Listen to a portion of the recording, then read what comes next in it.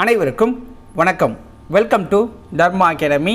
இந்த வீடியோவில் நம்ம பார்க்க போகிறது டெஸ்ட் நம்பர் 29 ஹிஸ்ட்ரியிலேருந்து இம்பார்ட்டன்ட் கொஷின்ஸ் பார்க்க போகிறோம். வீடியோவை ஸ்கிப் பண்ணாமல் ஃபுல்லாக பாருங்கள், உங்களுக்கு பயனுள்ளதாக இருக்கும்.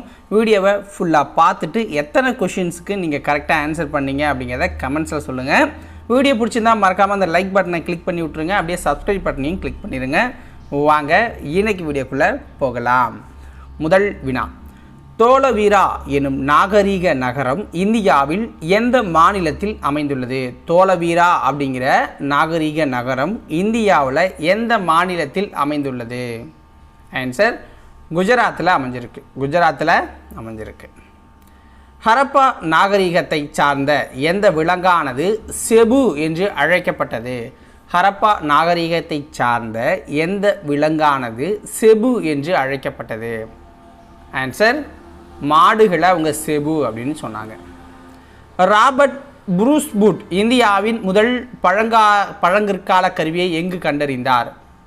ராபர்ட் புரூஸ்புட் இந்தியாவின் முதல் பழங்கற்கால கருவியை எங்கு கண்டறிந்தார் அப்படின்னா பல்லாவரத்தில் கண்டுபிடிக்கிறார்.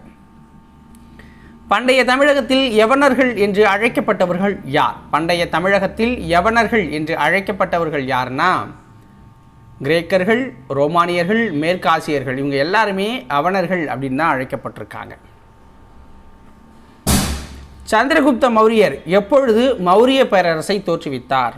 சந்திரகுப்த மௌரியர் எப்பொழுது மௌரிய பேரரசை தோற்றுவிக்கிறார்னா கிமு 321. முகலாயர் ஆட்சியில் டேஷ் என்று அழைக்கப்பட்ட மிகப்பெரிய தொழில் கூடங்கள் கைவினை கலைஞர்களுக்கு வேலைவாய்ப்பை வழங்கியது. ஆன்சர் என்ன? கர்கானா அப்படின்னு அழைக்கப்பட்ட தொழில்கூடங்கள் தான் கைவினை கலைஞர்களுக்கு வேலைவாய்ப்பு கொடுத்தது. இந்தியாவின் மிக உயரமான சமண சிலையான பாகுபலி டேஷில் உள்ளது. இந்தியாவின் மிக உயரமான சமண சிலையான பாகுபலி எங்கே இருக்குது அப்படின்னா கர்நாடகாவில் இருக்குது. கீழ்கண்ட எந்த நிலப்பகுதியானது பியூட்டிங்கேரியன் அட்டவணையால் டப்ரோபேன் என்று குறிப்பிடப்பட்டுள்ளது? இலங்கை.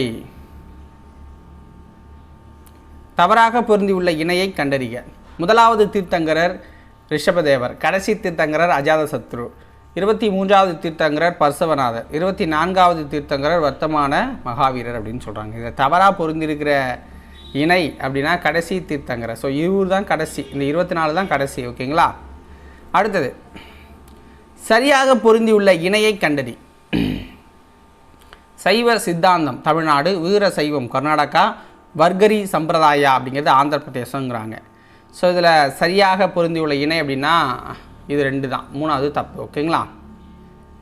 கீழ்காண்பவர்களில் இந்து முஸ்லீம் ஒற்றுமையை முதலில் வலியுறுத்தியவர் யார்?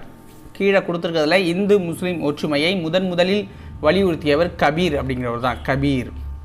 நாகூரில் கொண்டாடப்படும் கந்தூரி உர்ஸ் என்னும் விழாவில் டேஷ் மதத்தை சார்ந்த மக்கள் பங்கேற்பர்? அனைத்து மத மக்களும் பங்கேற்பாங்க. நாகூரில் கொண்டாடப்படும் கந்தூரி உர்ஸ் என்னும் விழாவில் எல்லாருமே கலந்துப்பாங்க. கொற்கையின் தலைவன் என போற்றப்பட்டவர் யார்? கொற்கையின் தலைவன் என போற்றப்பட்டவர் யார்னா நெடுஞ்செழியன். கொற்கையின் தலைவன் என போற்றப்பட்டவர் நெடுஞ்செழியன். கீழ்கண்ட சான்றோர்களில் பண்டைய நகரமான காஞ்சியை பிறப்பிடமாக கொள்ளாதவர் யார்? ஆன்சர் என்ன? ஈஸியாக கண்டுபிடிச்சிருப்பீங்க, உருந்திரங்கண்ணனார். மீது எல்லாருமே காஞ்சிபுரத்தில் பிறந்தவங்க தான். புகழ்பெற்ற நாலந்தா பல்கலைக்கழகம் உருவாக்கியவர் யார்? புகழ்பெற்ற நாலந்தா பல்கலைக்கழகத்தை உருவாக்கியவர் யார்னா குமாரகுப்தர். மதுரை கடை சங்கத்துடன் தொடர்புடைய தமிழ் புலவர்கள் எத்தனை பேர்? மதுரை கடை சங்கத்துடன் தொடர்புடைய தமிழ் புலவர்கள் எத்தனை பேர் அப்படின்னா 49 பேர். அடுத்தது பொறுத்துக அப்பர். ஸோ அப்பர்னா யார் அப்படிங்கிறது தான். ஓகேங்களா? திருநாவுக்கரசர் அப்படின்னு அழைக்கப்பட்டவர். மருத்துவர் இதில் யார் அப்படின்னு இந்த பக்கத்தில் கொடுத்துருக்குதுன்னு பார்த்தீங்கன்னா வாசுதேவர். குவாதிர்வாலி அப்படின்னா நாகூர் ஆண்டவர். காரிப் நவாஜ் அப்படின்னா குவாஜா மொய்தூனின் சிஸ்டி. ஓகேங்களா? கீழ்கண்ட எந்த டெல்லி சுல்தான் இந்திய கிளி என பாராட்டப்பட்ட அமீர் குஸ்ருவை ஆதரித்தார்? கீழ்கண்ட எந்த டெல்லி சுல்தான் இந்திய கிளி என பாராட்டப்பட்ட அமீர் குஸ்ருவை ஆதரித்தார்னா பால்பன், கியாசுதீன் பால்பன். இந்தியாவில் முதல் தலித் எழுத்தாளர் என்று அழைக்கப்படுபவர் யார்? இந்தியாவின் முதல் தலித் எழுத்தாளர் என்று அழைக்கப்படுபவர் சொக்க மேலா. அடுத்தது தவறாக இருக்கிற இணையை நம்ம வந்து கண்டுபிடிக்கணும்.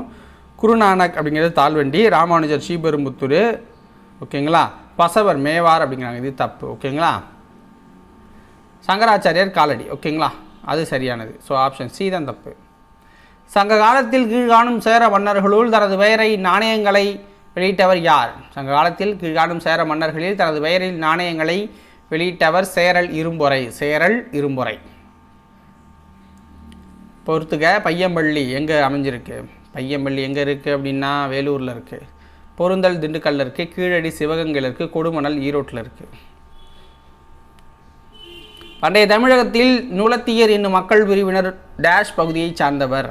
பண்டைய தமிழகத்தில் நுளத்தியர் அப்படின்னு சொல்கிற மக்கள் பிரிவினர் எந்த பகுதியை சார்ந்தவங்க அப்படின்னா நெய்தல் பிரிவை சேர்ந்தவங்க, நெய்தல் மக்கள், ஓகேங்களா.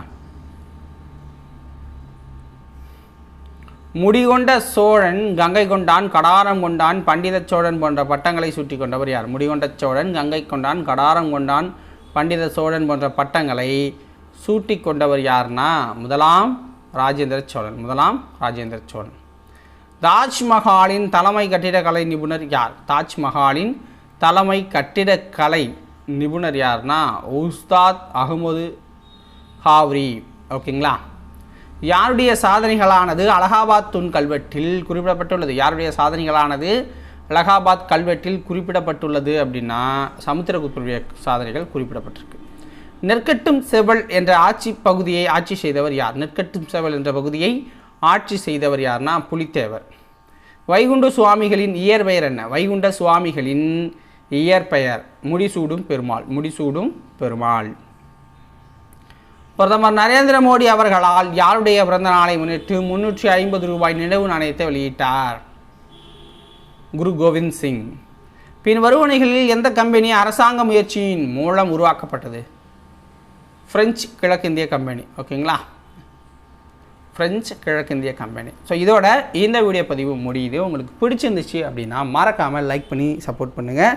சேனலை சப்ஸ்கிரைப் பண்ணி வச்சுக்கோங்க. அப்போ தான் அடுத்தடுத்த வீடியோ போட எங்களுக்கு ஒரு ஊக்கமாக இருக்கும்.